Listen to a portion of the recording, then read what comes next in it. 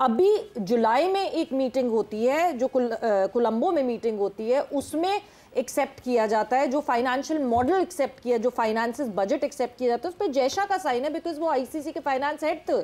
उसके बाद जो है फिर अभी 21 अक्टूबर को एक और मीटिंग होती है जहां पे जिस तरह कंस्ट्रक्शन हो रही है स्टेडियम्स की उसको अप्रूव किया जाता है कि सब स्ट्रीमलाइन है, आईसीसी कन्विंस्ड है एंड स्मूथली चैंपियंस ट्रॉफी जारी है। सो ये टाइमलाइन जो कि अभी फैजान ने भी शेयर की थी, 21 अक्टूबर से लेके 6 नवंबर तक हार्डली 15 भी दिन नहीं होते, उसमें ये चीजें चेंज अप हुई। अच्छा सवेरा, अगर फैज़ान ने जैसे ये टाइमलाइन शेयर की, फैज़ान साहब आपके ख्याल में जब अब आज के दिन में इंडियन मीडिया इस सारी सूरत-ए-हाल में आप उनको किस तरह से देखते हैं? क्या वो वाक़ईतन उनको कहीं से चीज़ें दी जाती हैं कि आप ये वाला नैरेटिव शुरू करें? जब आप बयानिया बनाते हैं तो वो तो टेलीग्राफ से शुरू हुआ ना, कि सबसे पहले तो इंग्लैंड से ये काम आया, उसके बाद फिर भारतीय मीडिया हर रोज़ पाकिस्तान से ले जाएं, माइनस पाकिस्तान कर दें, सारी चैंपियंस ट्रॉफी पाकिस्तान ले जाएं। तो आपको लगता है कि सारी चीज़ें एक ख़ास मकसद के तहत हो रही हैं भारतीय मीडिया की तरफ से भी?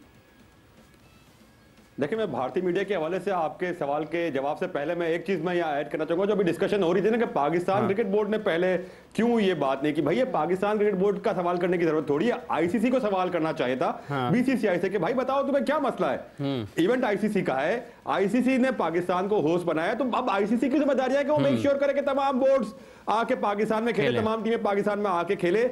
पाकिस्तान का काम है आईसीसी को सिक्योरिटी गारंटी देना, पाकिस्तान का काम है आईसीसी को तमाम इवेंट मैनेजमेंट वाइज सिक्योरिटी की गारंटी देना। वो आईसीसी का काम है, आईसीसी दीगर बोर्ड को श्योरिटी दे और दीगर बोर्ड और पाकिस्तान के बीच में एक राब्ते का किरदार अदा करे। ये सारी चीजें आईसीसी की देखने की है। यहाँ पाकिस्तान क्रिकेट बोर्ड के सवाल करने का कोई यहाँ पे कोई कंसर्न बनता ही नहीं है कि भाई वो इंडिया से पूछे कि भाई आप आओगे नहीं आओगे, आना चाहिए। और जिस तरह बात हुई कि 21 अक्टूबर तक सारी बातें तय थी कि इंडिया आ रहा है, मतलब कोई कंसर्न 21 अक्टूबर तक नहीं था। रही बात है कि इंडियन मीडिया ने जो सारी बातें कर रहे हैं, मैं प्रॉब्ली उनको शायद यहाँ पे थोड़ा सा बेनिफिट ऑफ डाउट दूं कि वो इंडिया से ऑपरेट कर रहे हैं, वो इंडिया का नैरेटिव ही पेश करेंगे जो एक इंडिया का व्यूअर के लिए, वो जो इंडियन ऑडियंस की कंजम्पशन के लिए जो उनको खबर देनी है या जो ख्वाहिश को खबर बना के पेश करना है, इंडियन मीडिया अपने एंगल से काम कर रहा है। यहाँ पे कुछ कह रहे थे आप? मैं कहा प्लेइंग फॉर द गैलरी।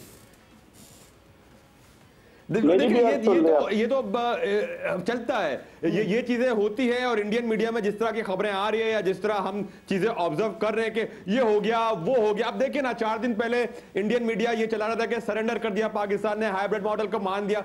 अरे भाई, अगर पाकिस्तान ने सरेंडर किया होता, और मैं तमाम अपने इंडियन कोलीग्स को भी ये कह रहा हूं, अगर पाकिस्तान ने सरेंडर किया होता तो आज की तारीख तक ये डेडलॉक नहीं होता यहाँ पे। अगर पाकिस्तान क्रिकेट बोर्ड ने मान ली होती सारी शराइत तो आज शेड्यूल अनाउंस हो चुका होता, आज सारी चीजें स्ट्रीमलाइन होती।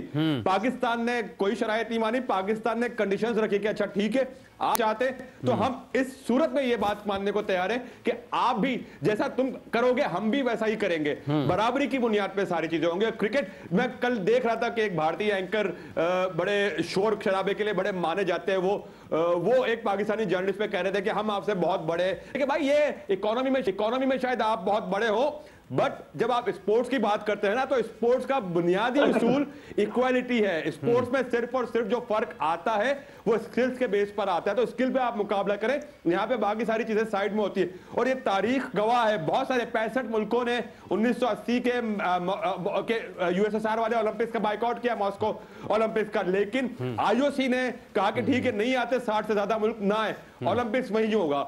आज भी आईसीसी अगर आईओसी की तरह मजबूत होती, क्यों इंडिया को ये एरोगेंस, ये बड़े मुल्क होने का रोब आईओसी के इवेंट्स में नहीं है नजर आता? क्यों फीफा के मैचेस में ये बड़ेपन का, बड़े होने का? एक टेनिस का इवेंट है ना, डेविस कप से पहले बड़े नखरे करे थे, आईटीएफ ने आके दिखाई, आके खेला है उन्होंने, फौरन बड़ापन निकल आया था ना। तो भाई आईसीसी भी इतना थप्पड़ करे ना, अगर बहुत ज्यादा बड़े मुल्क होने का आपको गुरूर है तो भाई फिर सारे स्पोर्ट्स में करना, करके दिखाएं आईओसी के किसी इवेंट में, करके दिखाएं फीफा के किसी इवेंट में इस तरह की बात, तो फिर लग पता जाएगा कि आप कितने बड़े और कितने पानी में है। जी बेग साहब, आप कुछ कहना चाह रहे थे? मैं ये कहना चाह रहा था कि ये जिस तरह फैजान कह रहे थे, ये आईसीसी का काम है, पाकिस्तान क्रिकेट बोर्ड को पहले से फोर्स ही कर लेना चाहिए था। भारत इनको जो है हमेशा डिच करता है।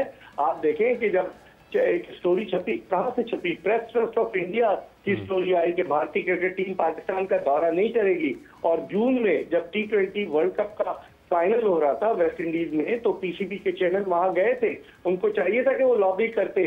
उस्मान समीउद्दीन की एक स्टोरी थी, क्योंकि चेयरमैन की मसरूफियात बहुत ज्यादा है, दिल्ली में वजीर दाखिला, तो ज्यादा वक्त नहीं सर्व कर सके। तो आपको लॉबिंग करनी होती है, थोड़ी कि आप आईसीसी पे छोड़ दें, आईसीसी करेगी। आपको पता है, जबकि फैजान खुद भी कह रहा है कि आईसीसी किसके इन्फ्लुएंस में है, तो आप क्या आईसीसी पे छोड़ देंगे? 6 महीने पहले से भारतीय मीडिया ने ये खबरें उड़ाना शुरू कर दी थी कि भारतीय क्रिकेट टीम पाकिस्तान नहीं जाएगी। उस वक्त पाकिस्तान को चाहिए था लॉबिंग करता, आईसीसी के जो गैप आर्डर्स थे उनके चीफ एग्जीक्यूटिव से बात करता, उनके जो ग्रेगरी बाकले जो उनके चेयरमैन है उनसे बात करता, पाकिस्तान दीगर ममालिक को इत्तेमाद में लेता। उस वक्त तो पाकिस्तान ने कुछ नहीं किया। अब जब पानी सर पर आ गया है तो पाकिस्तान ने अब जो स्टेप लिया है, इस वक्त जो हाइब्रिड मॉडल से हटकर जो है इन्होंने कहा फ्यूजन मॉडल या पार्टनरशिप मॉडल, ये नजर आ रहा है कि यहाँ पाकिस्तान मजबूत नजर आ रहा है। वरना पहले आपके चेयरमैन जो थे वो लाहौर में बयान क्या दे रहे थे कि किसी सूरत हाइब्रिड मॉडल नहीं खेलेंगे। तो ये हाइब्रिड मॉडल नहीं होगा क्या?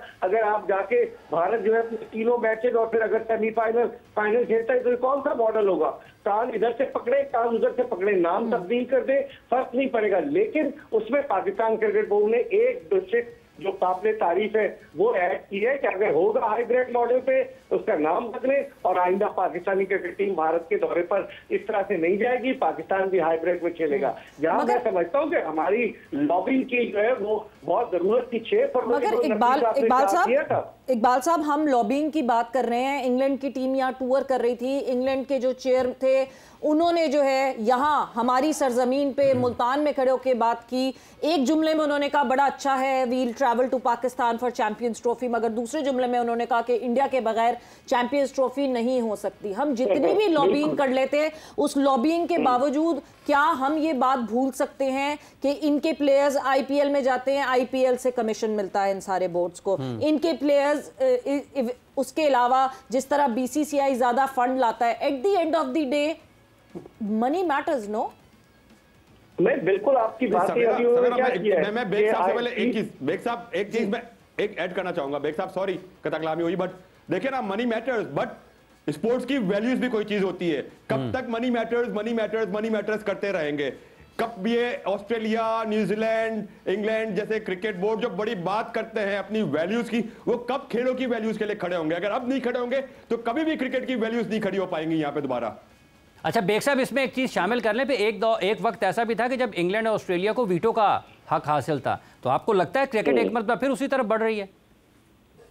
पहले ये आपको याद है इंपीरियल क्रिकेट कॉन्फ्रेंस थी, फिर उसके बाद इंटरनेशनल क्रिकेट कॉन्फ्रेंस बन गई, फिर लॉर्ड से दुबई आ गई। तो शुरू में तो साउथ अफ्रीका, इंग्लैंड, ऑस्ट्रेलिया ने फॉर्म की। मुझे लग रहा है आइंदा आने वाले दिनों में इस भारत की हटदर्मी की वजह से स्प्लिट ना हो जाए आईसीसी। पैसा भारत का है इमरान, और जो सवेरा कह रही थी ना रिचर्ड थॉमसन जो उनके चेयरमैन है England and Wales cricket board के, हमारे तो चेयरमैन उनसे जाकर मिले, क्या हुआ? उन्होंने पीएसएल में खिलाड़ियों को आने की इजाजत नहीं दी, आईपीएल में उनके खिलाड़ी जा रहे हैं। तो ये किस तरह का दोहरा मयार है? मेरे ख्याल में यहाँ पर हमें सोचना पड़ेगा कि हम कब तक बेवकूफ बनते रहेंगे, हम कब तक फुटबॉल बनते रहेंगे। हम पिछले साल गए ना वर्ल्ड कप खेलने, इंडिया गए, कितना शोर लग रहा था उस वक्त के वजीर खारजा बिलावल भुट्टो जरदारी ने कहा टीम जाएगी, एक बयान आ गया और टीम गई। और फिर क्या हुआ? हमने कोशिश की कि अहमदाबाद में हमारा मैच ना हो, भारत लेकर आया मैच। तो हमें भी अपने आप को एक मजबूत, क्योंकि हमारी क्रिकेटिंग एबिलिटीज बहुत ज्यादा है, हमें अंडर एस्टिमेट ना करे भारत। हमें अपने आप को एक मजबूत पोजीशन पर खड़ा करना होगा, वरना इसी तरीके से तनाज़ात उभरते रहेंगे। बिल्कुल अजहर साहब, हमें अपने आप को एक मजबूत पोजीशन पे खड़ा करना होगा। आप पिछले एशिया कप की बात करें तो उस एशिया कप में भी यही हुआ कि बीच में फायदा किसने उठाया? श्रीलंकन क्रिकेट बोर्ड ने, जो बराबर जाके बीसीसीआई के खड़ा हो गया, और वो फायदा श्रीलंकन क्रिकेट बोर्ड ने सबसे ज्यादा, दोनों की लड़ाई में अगर किसी ने बीच में फायदा उठा लिया तो श्रीलंकन क्रिकेट बोर्ड ने फायदा उठाया। सो इवेंचुअली हम जब बात करते हैं ये लॉबिंग की, क्या ये लॉबी हम किसी टाइम पे स्ट्रॉन्ग कर पाएंगे या नहीं? झुकाव हर दफा बीसीसीआई की तरफ रहेगा? देखिए सवेरा, मैं बेग साहब की और फैजान की जो गुफ्तगू है उसको मैं एक और दूसरे एंगल पर लेके जा रहा हूँ। वो कि आईसीसी का रोल जो है वो कितना इम्पोर्टेंट है कुछ भी नहीं है क्रिकेट के लिए। अब वो कहते हैं ना, माइकल होल्डिंग ने जिस तरह कहा था कि इवेंट मैनेजमेंट कंपनी।